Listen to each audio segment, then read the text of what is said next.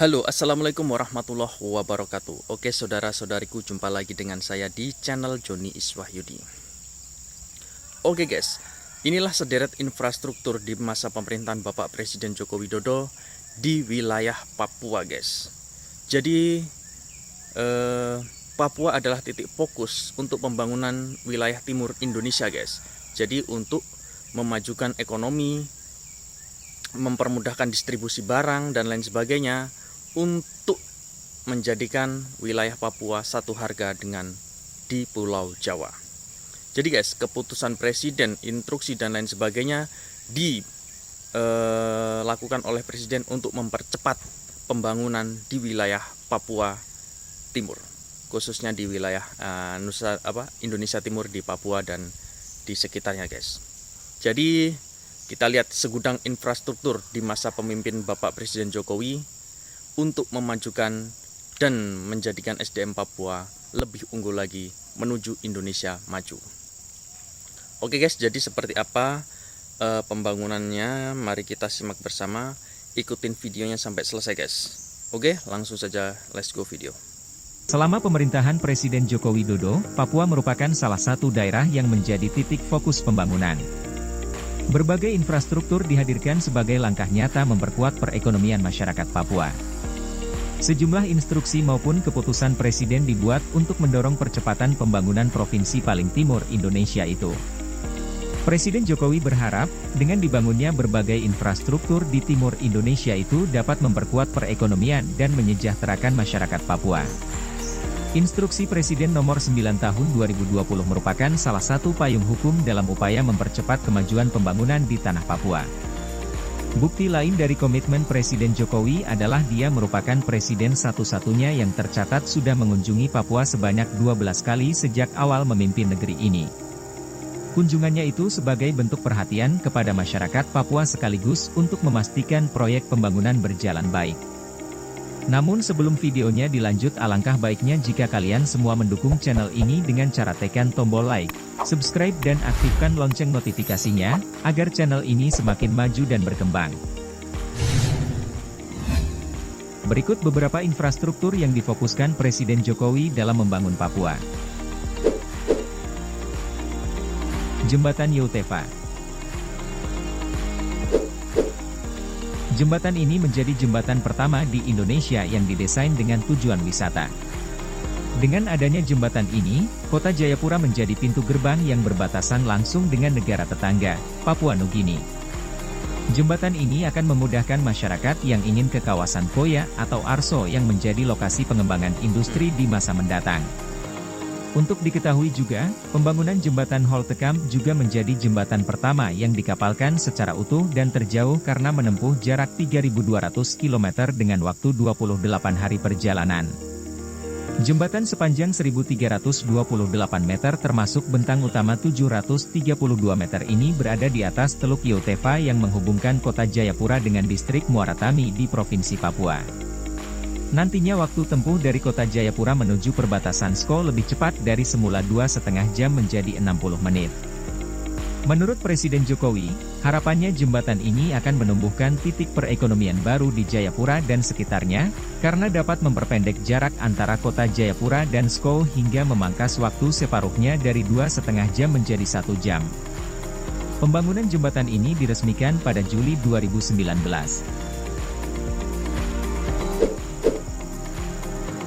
Jalan Trans Papua. Sebelum dibangun Jalan Trans Papua, kondisi jalan tersebut sangat memprihatinkan, dan menghambat perjalanan logistik masyarakat Papua yang harus menempuh berhari-hari untuk melewati jalan tersebut yang kondisinya sangat memprihatinkan. Namun kini jalanan tersebut berubah drastis semenjak pemerintahan Presiden Jokowi.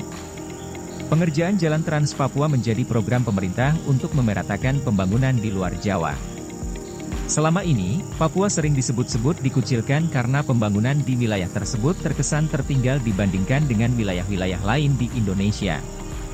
Selain itu, pengerjaan Trans Papua juga bertujuan untuk meningkatkan kualitas hidup masyarakat serta membuka akses daerah terpencil dari keisolasian serta menekan biaya yang dinilai kemahalan akibat minimnya infrastruktur.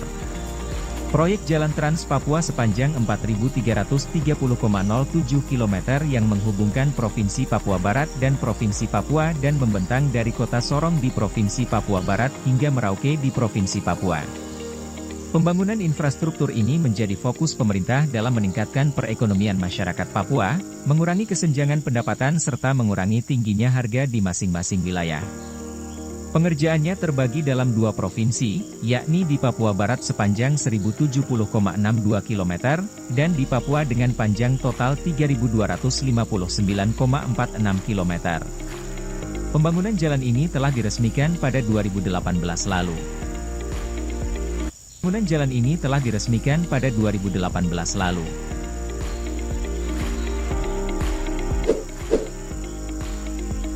Bandara Sentani. Bandara Sentani terletak di Kota Sentani, Kabupaten Jayapura dan berjarak kurang lebih 40 km dari pusat kota Jayapura. Bandara ini menjadi bandara terbesar di Papua dan hub utama menuju wilayah pedalaman Papua.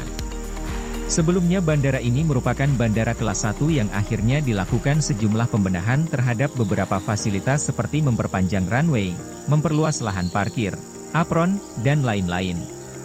Untuk menunjang target menjadi bandara internasional yang telah diresmikan pada 2017 lalu. Selain itu, dalam pengubahan menjadi bandara internasional, ada beberapa pengembangan yang dilakukan yakni pengembangan terminal kedatangan, keberangkatan domestik dan internasional, custom, karantina dan sejumlah fasilitas lain. Jalan pembatas negara. Pemerintah kini terus membangun infrastruktur, salah satunya jalan perbatasan antar negara yang berada di Papua. Hal ini dilakukan demi meningkatkan konektivitas antar wilayah, membuka akses daerah terisolir, serta dalam rangka pemerataan pembangunan di luar Jawa. Sementara di Papua, pemerintah merancang program pembangunan jalan paralel perbatasan dengan Papua Nugini sepanjang 1098 km yakni ruas Jayapura Yeti sepanjang 127 km, Yeti Oksibil sepanjang 302 km, dan Oksibil Merauke 668 km. Kehadiran jalan perbatasan dan akses perbatasan diharapkan akan membuka keterisolasian wilayah yang sangat membantu masyarakat di kawasan perbatasan dalam memperoleh barang kebutuhan pokok dengan lebih mudah dan murah. Dengan demikian, diharapkan akan mengurangi kesenjangan antar wilayah untuk meningkatnya konektivitas masyarakat yang akan terbentuk jalur-jalur logistik baru untuk mendukung tumbuhnya embrio pusat-pusat pertumbuhan. Stadion Lukas NMB. Berlokasi di Kampung Harapan, Distrik Sentani Timur, Kabupaten Jayapura, Papua, Stadion Lukas NMB dibangun untuk menyambut penyelenggaraan PON 20 Papua. PON 20 ini merupakan perhelatan olahraga tingkat nasional pertama yang berlangsung di Papua. Di tempat itu kelak akan dilakukan event pembukaan dan penutupan PON 20 dan juga pertandingan-pertandingan lain. Kehadiran Stadion Lukas NMB telah menjadikan ikon, landmark, tersendiri bagi masyarakat Indonesia, khususnya masyarakat Papua. Betapa tidak? Stadion dengan kapasitas lebih dari 40.000 penonton itu memiliki fasilitas-fasilitas yang telah berstandar internasional. Kini, Stadion Lukas NMB diklaim sebagai stadion terbaik dan termegah kedua yang ada di Indonesia, setelah Stadion Gelora Bung Karno, yang berlokasi di ibu kota Jakarta. Pasalnya selain didukung teknologi modern, bagian luar stadion juga dikelilingi ornamen fasad baja melengkung dengan menonjolkan ukiran khas Papua yang menambah kesan etnik pada Stadion Lukas NMB.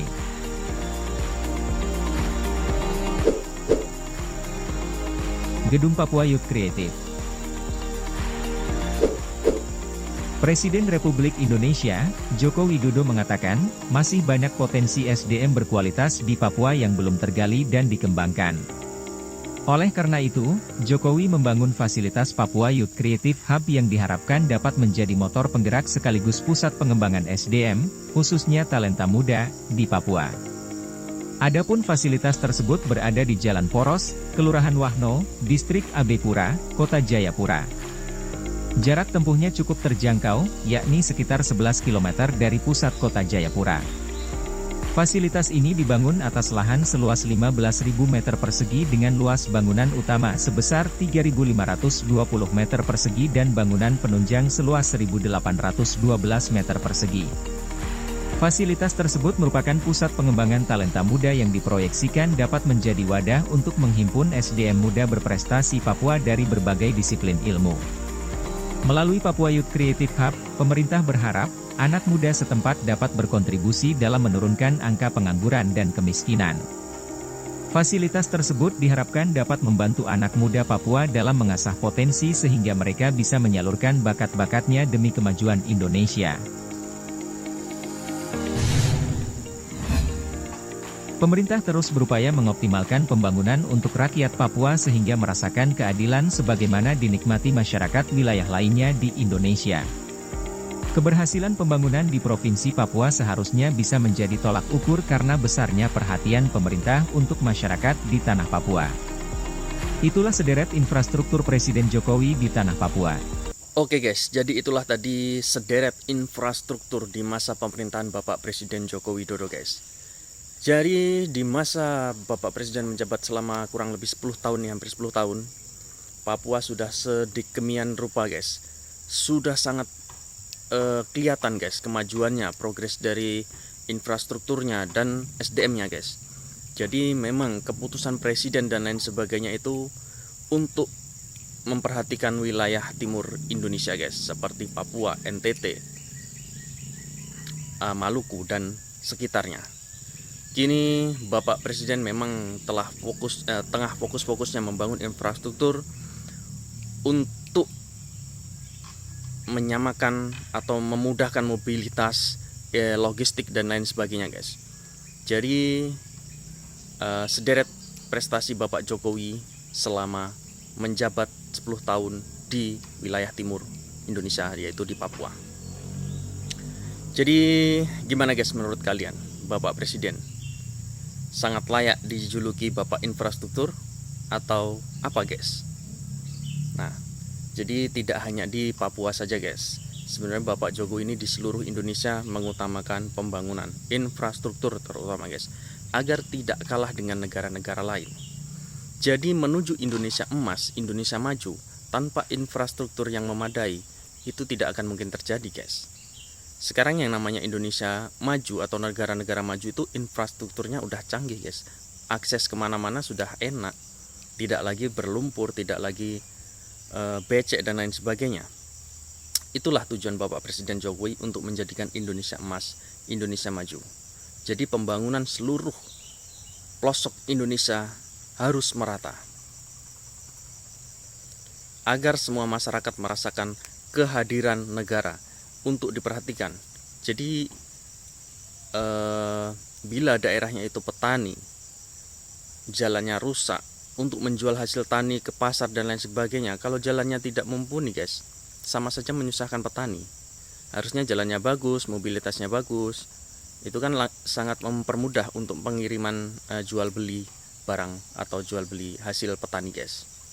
Itu guys, jadi saya sendiri pribadi sangat kagum dengan kepemimpinan Bapak Presiden Jokowi yang telah memperhatikan seluruh rakyat Indonesia.